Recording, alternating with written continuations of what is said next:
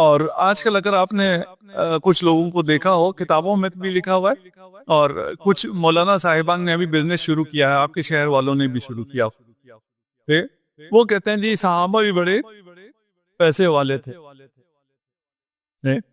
اور صحابہ کی دولت کتنی تھی؟ اس کی اتنی دولت تھی کہ جب وہ مرا تو اس کے سونے چاندی کے پہاڑ تھے، کلاڑے سے کاٹ کاٹ کر تقسیم کیے۔ فلانی کا جب تجارت کا لشکر قافلہ آتا تھا تو اس میں 1000 اونٹ ہوا کرتے تھے۔ اگر ان سے پوچھا جائے کہ اتنی دولت ان کے پاس آئی کہاں سے تھی اتنی دولت، لیکن ان کے پاس اتنی دولت آئی کہاں سے؟ منی ٹریل اگر مانگ لیا جائے تو پھر یہ رضی اللہ نہیں رہیں گے۔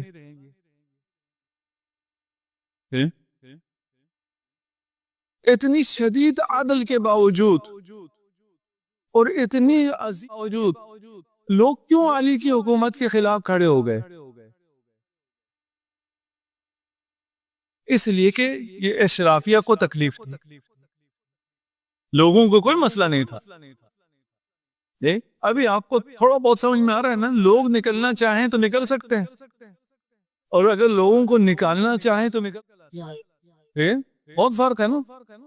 لوگ نکلنا چاہیں تو نہیں نکل سکتے، لوگوں کو نکالا جائے تو بڑے بڑے جلسے ہو جاتے۔ اب تو یہ بات کوئی ڈکی چھپی نہیں ہے۔ طلحہ و زبیر آئے، بیت المال سے تقسیم ہو رہا، سب کو تین تین دینار دیا، تقسیم کرنے والے عمار ہے۔ یہ طلحہ و زبیر اسے کہتے ہیں کہ یہ تیرا فیصلہ ہے یا تیرے مولا کا فیصلہ ہے؟ کہ ان کو بھی 3 دینار اور ہمیں بھی 3 دینار۔ عمار نے کہا میرے مولا کا فیصلہ ہے۔ یہ آگے امیر المومنین کے پاس کہ ہمیں تو پہلے جو ہمیں پہلے ملتا تھا، کتنا ملتا تھا، ابھی بھی ہمیں اتنا ہی ملنا چاہیے، ہمیں سب کے برابر کیسے دیا جا رہا ہے؟ یہ جو اشرافیہ ہے، مراعات یافتہ طبقہ ہے، یہ مر جاتا ہے اگر انہیں لوگوں کے برابر بٹھا دیا جائے۔ تو ہمیں تو پہلے والے بہت دیتے تھے۔ امیر المومنین نے فرمایا کہ رسول خدا یہ زیادہ دیتے تھے۔ رسول خدا کیا کرتے تھے؟ وہ تو برابر دیتے تھے۔ اب نفس رسول خدا برابر دے گا یا دوسروں کی طرح دے گا؟ اچھا پھر ہمیں اجازت دیں، ہم عمرے کے لیے جاتے ہیں۔ یہ جو ساری مشکلات آپ کو پیش کی جاتی ہیں، یا لوگ جو ناخوش تھے، والد معظم ایک جملہ فرمایا کرتے تھے کہ انہوں نے 25 سال حکومت کی اور امیر المومنین نے صبر کیا، خانہ نشین رہے 25 سال۔ امیر المومنین جب حکومت میں آئے 25 منٹ بھی نہیں رہ سکے، انہوں نے عورتوں کو بھی بازار میں نکال دیا۔ کتنا عظیم ہے، کتنا صابر ہے علی، اتنی خوبصورت حکومت۔ یہ حکومت یہ نہیں کہ اب ہو گئی، اب ہم کیا کریں، تاریخ کا حصہ ہے، نہیں، یہ حکومت پھر آنے والی ہے۔ کس کی ہوگی؟ امام زمانہ عجل اللہ فرجہ شریف۔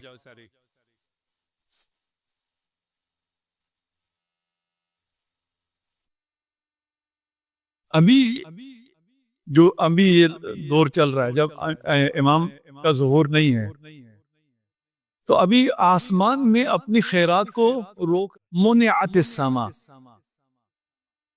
زمین اپنی خیرات نہیں اگل رہی ہے، ضاقت الارض۔ امام کا ظہور ہوگا، امام کی حکومت ہوگی، تو پھر زمین و آسمان سے خیرات کا نزول ہوگا، عدل و انصاف کا دور دورہ ہوگا۔ یہ بہت کم ہے، اگر مجھے موقع ملا تو میں اس کو بھی، بہت کم ہے، پتہ نہیں کیا کیا بیان کریں۔ صلوات پڑھ دیجئے محمد و عالم۔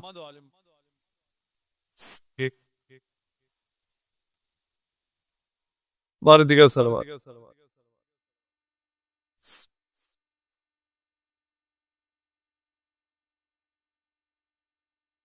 پھر ایک ہوتا ہے کہ آپ پالیسیز بنا دیں اور امپلیمنٹ اس میں مزید تنگ کرنا شروع کر دیں.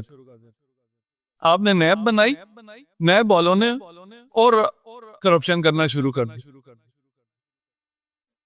ہم کوئی اور فورس بنائیں تو وہ فورس اور پھر لوگوں کو لوٹنا شروع کر دے. یہاں امیر المومنین نے یہ قانون جو بنایا کہ اتنا پیسہ رکھ سکتے ہو، باقی پیسہ بازار، اور اگر وہ بازار میں نہ آیا اور کوئی ذخیرہ اندوزی، اس زمانے میں ذخیرہ اندوزی ہوتا تو وہ مال پھر ضبط ہو جاتا تھا، لے کر تقسیم کر دیا کرتے تھے. اور خود امیر المومنین اور شرطۃ الخمیس یہ فورس تھی. یہ جتنی فورس ہوتی ہے نیچے کرپشن اس لیے ہوتی ہے کہ جو اوپر ہوتا ہے وہ کرپٹ ہوتا ہے. اگر اوپر والا ٹھیک ہو تو نیچے بھی سب ٹھیک ہو. آپ نے دیکھا ہوگا باقی تمام اجتماعات میں اور مجلس اعضاء میں فرق کیا ہوتا ہے. یہاں بھی تو والنٹیئرز کھڑے ہوتے ہیں، انہیں بھی تو سیدھا کرنا ہوتا ہے، راستہ دکھانا ہوتا ہے، تنظیم میں نظم میں لانا ہوتا ہے. لیکن یہ اخلاق سے کرتے ہیں، باقیوں میں اخلاق. فرق کیا ہے؟ اس لیے کہ یہ حسین کے رضاکار ہیں، وہ سرکار کے رضاکار. اور میں جو ابھی بھی رضاکار یہاں خدمت کر رہے ہیں اور انشاءاللہ جلوس میں کریں گے، خدا انہیں ان کی توفیقات خیر میں اضافہ فرمائے، انہیں اپنے حفظ و امان میں رکھے.